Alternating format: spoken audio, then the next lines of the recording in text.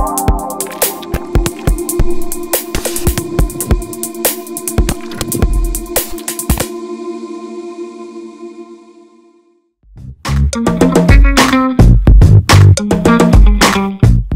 23 janvier, Juan Guaidó, président du Parlement vénézuélien, s'autoproclame président. Il est immédiatement reconnu par les États-Unis et le groupe de Lima comme tel. Puis, après 8 jours d'ultimatum, les pays européens suivent la marche. Comment interpréter cela de la part des pays européens, et en particulier de la part de la France, de reconnaître Juan Guaidó comme président par intérim? Oui, on peut s'étonner de cette décision parce qu'en fait, il est difficile d'apparaître comme médiateur dans un conflit entre Guaidó et Maduro et de prendre parti pour Guaidó. Et dans cette affaire, la France et l'Europe a donné un peu le sentiment d'être plus suiveurs que moteurs. Suiveurs non seulement du groupe de Lima, mais également de la décision des États-Unis. Or, suivre les États-Unis et suivre Donald Trump sur un sujet latino-américain peut paraître un peu une perte de substance et un signal quand même pas très positif en termes d'indépendance, surtout que on connaît l'attitude de Trump par rapport à l'Amérique latine, par rapport au Venezuela, et le renfort récemment dans l'équipe de Bolton d'Elliott Abrams, un ancien des guerres en Amérique centrale qui a beaucoup de sang sur les mains, ne calme pas cela.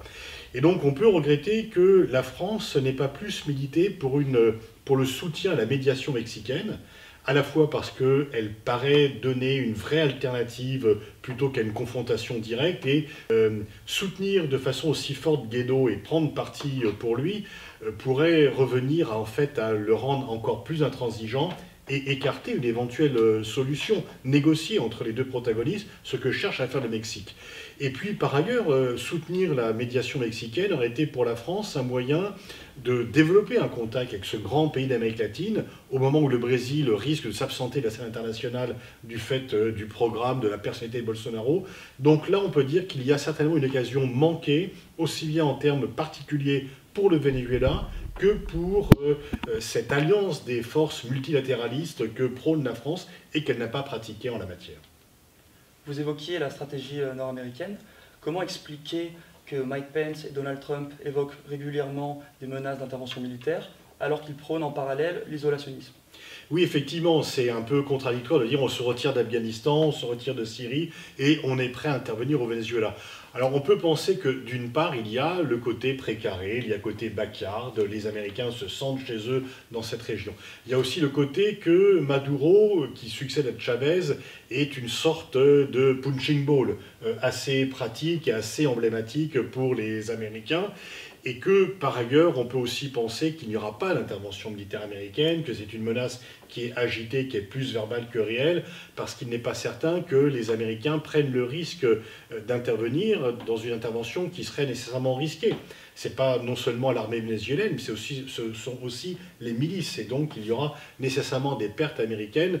Donc on peut penser qu'il y a le tropisme classique latino-américain qui fait les Américains pensent qu'ils sont chez eux pour l'intervient, le côté un petit peu répulsif que peut avoir Maduro pour le public américain, mais aussi on est plus dans le « retenez-moi ou je fais un malheur » que dans le « je vais vraiment intervenir ».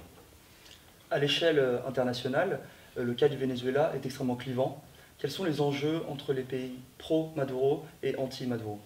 C'est simplement le regime change. Qu'est-ce qui oppose les uns et les autres? C'est les pays qui pensent que l'on peut changer de régime par la force ou par la pression, et puis ceux qui sont opposés au changement de régime par nature. Et donc là, on a effectivement un nouveau clivage, c'est vraiment The West versus the rest. Il y a d'un côté les Occidentaux et les pays pro-occidentaux en Amérique latine, avec, on le constate, un glissement à droite de l'ensemble du continent latino-américain. Il y a eu un glissement à gauche du continent latino-américain au début du XXIe siècle. De nouveau, il est à droite, voire très à droite, voire à l'extrême droite pour le Brésil.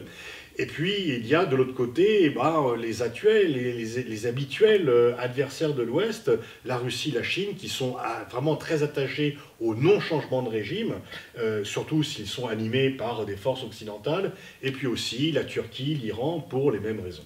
Merci beaucoup. Donc on va passer à une question un peu plus sur le continent européen.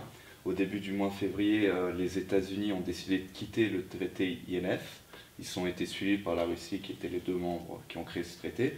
La première question, c'est est-ce que cette disparition va engendrer une course à l'armement entre les deux pays? Malheureusement, la course aux armements existe. Les Américains avaient un budget militaire de 600 milliards de dollars sur 1700 milliards de dollars de dépenses militaires mondiales. Lorsque Trump est arrivé au pouvoir, il a augmenté 2 fois de 60 milliards en 2 ans. On en est maintenant à 717. Donc la course aux armements, elle existe. Tous les pays se réarment dans le Golfe, en Asie et en Europe, puisqu'on monte à 2% du PIB les dépenses militaires. Mais là, casser ce traité, qui était un traité emblématique, rappelons qu'il a été signé en 1987 par Reagan et Gorbatchev, que c'était vécu comme le premier pas vers la fin de la guerre froide, puisque la bataille des dromissiles a été la bataille emblématique entre l'Est et l'Ouest dans les années 80. Donc briser ce traité veut dire que les États-Unis renoncent à l'arms control, qu'ils sont contre la maîtrise des armements et qu'ils ne veulent pas qu'il y ait de limites juridiques et de limites d'arms control sur leur arsenal. Donc effectivement, c'est un signal très négatif de relance de la course aux armements et surtout de refus de la maîtrise des armements. Rappelons quand même que la maîtrise des armements existait du temps de la guerre froide et que ça a été vu comme une façon de gérer de façon, disons, maîtrisée les relations entre l'URSS et les États-Unis. Il y a 2 pays qui ont dénoncé un traité d'arms control. Ce sont les États-Unis par 2 fois, en 2001 pour le traité signé en 1972, le traité SALT I, qui était vraiment le symbole même de la détente, et puis maintenant ce traité qui était le symbole de la sortie de la guerre froide. L'autre pays, c'est la Corée du Nord qui a dénoncé le traité de non-prolifération des armes nucléaires, et donc mettre la Corée du Nord et les États-Unis dans le même sac, c'est un cousinage quand même pour le moins curieux. Vous avez parlé donc que le traité INF est un symbole de la fin de la guerre froide. Donc est-ce que la disparition de ce traité peut supposer l'hypothèse d'une nouvelle guerre froide entre la puissance russe et américaine? Alors, pas de nouvelle guerre froide dans la mesure où la Russie n'est pas l'Union soviétique. Il n'y a plus de pacte de Varsovie, qu'il n'y a plus de base à Cuba, au Vietnam, de présence militaire un peu partout. La Russie est très réduite comme puissance par rapport aux États-Unis, mais en tous les cas, il y a un langage de guerre froide, il y a effectivement une confrontation, et on voit que les États-Unis veulent s'affranchir des règles collectives qu'ils avaient acceptées au fur et à mesure, et que des gens qui, de Reagan à Nixon, n'étaient pas considérés comme des colombes, ni comme des faibles dans la relation avec l'Union soviétique, avaient accepté. Donc, comme je l'avais dit dans l'introduction, les États-Unis ont été le premier pays à quitter le traité. Quel est l'objectif derrière cette décision assez importante? Et surtout, quel est le lien avec l'autre traité qui est en question? C'est que les États-Unis ne veulent pas prolonger le traité qui a été signé en 2010 de New START. Oui, simplement, c'est que les États-Unis veulent pouvoir avoir un arsenal qu'ils façonnent à leur manière, selon leur volonté, sans aucune contrainte internationale. C'est finalement la grande vague américaine de dire on ne veut pas de contrainte internationale, pas d'UNESCO, pas de traité de Paris sur le climat, pas d'accord nucléaire avec l'Iran, etc., etc. Donc il y a une volonté, disons, de n'avoir aucune contrainte internationale qui est vue comme une atteinte inacceptable à la souveraineté américaine. On est dans un unilatéralisme débridé. Les États-Unis ont toujours eu une politique très unilatérale, mais là, avec Donald Trump, c'est poussé réellement à son paroxysme. Donc le fait d'avoir un accord avec un autre pays est perçu par l'actuelle présidence américaine et par l'appareil d'État américain comme étant une atteinte réellement inacceptable à la liberté et au choix libre du peuple américain. Donc on peut supposer qu'il n'y a pas un futur plan pour négocier un nouveau traité qui pourrait intégrer d'autres puissances nucléaires, comme par exemple la Chine. Alors on pourrait effectivement penser, puisque la Chine était exclue de ce traité, qui était un traité bilatéral soviéto-américain, à l'époque où la Chine n'avait pas la puissance qui est la sienne, puisque le traité a été signé en 1987. Mais je vois mal aujourd'hui les États-Unis se lancer dans une négociation, tout simplement parce qu'ils pensent qu'ils sont les plus forts, ils pensent qu'ils peuvent distancer leurs adversaires. Ça a toujours été d'ailleurs le drame de la course aux armements. Chacun pense qu'il a une meilleure foulée, un cœur plus solide et qu'il va distancer l'autre. Et on a vu dans le passé que ce n'était pas le cas. Et là, les Américains vont se retrouver confrontés aux défis chinois très rapidement. Merci beaucoup.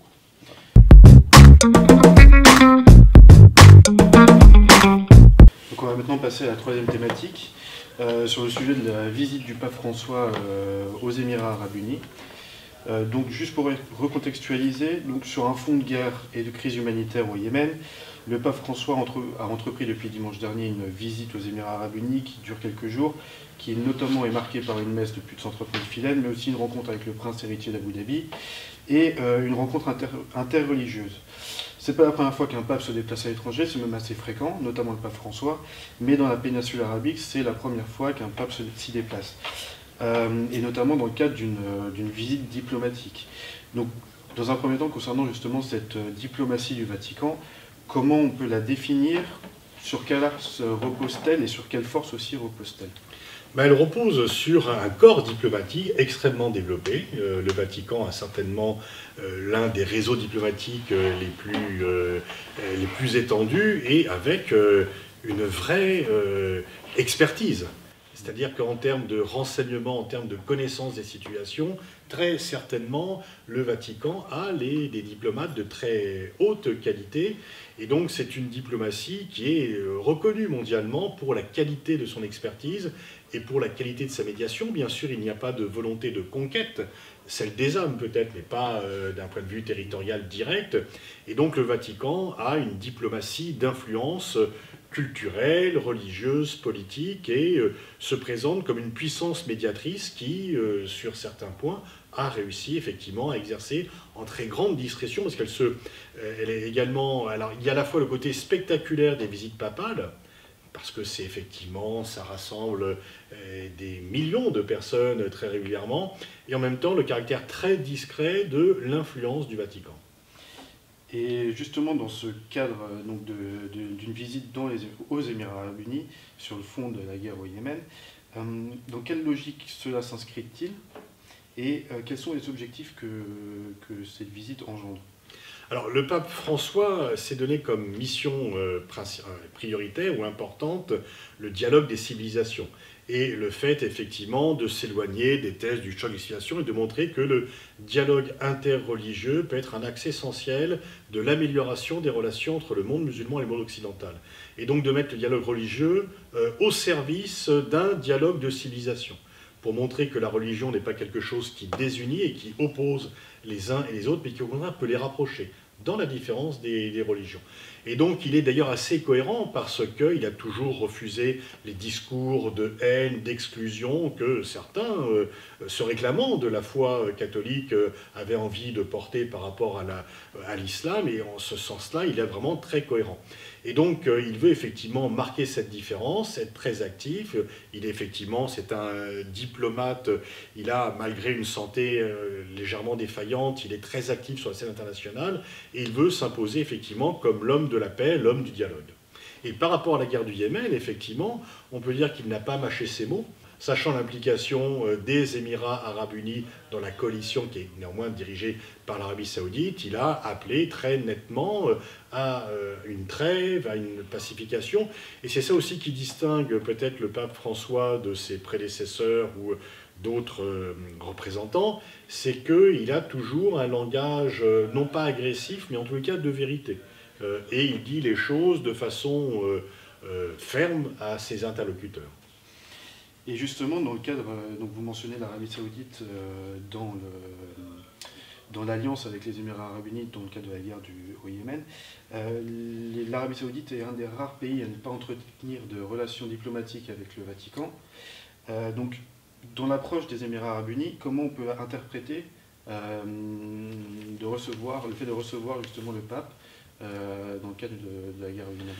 Les Émirats arabes unis ont quand même pour volonté, c'est un pays qui est très puissant, très dynamique malgré sa faible taille, qui est très riche et qui veut être actif. Et donc il y a une double rivalité pour les Émirats arabes unis. C'est la rivalité du Qatar qui se manifeste y compris dans le football avec le duel PSG-Manchester City, mais également de l'attitude par rapport aux frères musulmans, de l'attitude par rapport... Et en même temps, les Émirats arabes unis, dont le prince héritier est, paraît-il, largement l'inspirateur du prince héritier d'Arabie saoudite, veulent également montrer qu'ils ont une diplomatie qui n'est pas uniquement dans les pas et dans la foulée de l'Arabie saoudite. Et donc, en recevant le pape, on peut dire qu'ils réussissent un très beau coup diplomatique, puisque toutes les attentions sont portées sur eux et qu'ils se distinguent donc de l'ensemble des pays du Golfe, et qu'ils se présentent comme une nation ouverte. Et en termes de communication, c'est effectivement une très bonne opération pour les Émirats arabes unis. Est-ce que l'accueil du pape François aux Émirats arabes unis par rapport à ses rivaux qataris et son allié saoudien. Est-ce qu'on peut interpréter ça comme une ouverture, comme une volonté de dialogue sur la question yéménite avec les pays européens? Non, elle ne passerait pas par le pape, cette volonté de dialogue, et on peut penser que certainement les responsables émiratis se seraient dispensés des remarques du pape sur le Yémen. Ils ont là-dessus leur agenda, effectivement, ils sont un peu mis sous pression, mais ce n'est pas parce qu'ils reçoivent le pape qu'ils avaient un enjeu yéménite en tête. Donc on n'attendrait pas d'une réelle avancée au niveau de la résolution du conflit au Yémen? Si, il peut y avoir une avancée, mais qui tiendrait à d'autres motivations, à d'autres raisons, qui tiendrait d'une part à l'enlisement de la coalition au Yémen. On parle de plus en plus d'un Vietnam saoudien, donc il n'y a pas de succès militaire. Et finalement, quand vous intervenez militairement depuis 3 ans et demi et que vous ne gagnez pas, vous montrez plutôt un échec. Et donc il y a en plus des critiques de plus en plus nourries de cette intervention pour les questions humanitaires. Et donc il est temps effectivement de trouver une porte, une issue, une scie de secours pour les pays puissances qui interviennent. Mais l'affaire du pape est dans un autre cadre. Je vous remercie pour ces réponses et donc on se retrouve le mois prochain pour de nouvelles questions et de nouvelles thématiques. Avec plaisir. Merci.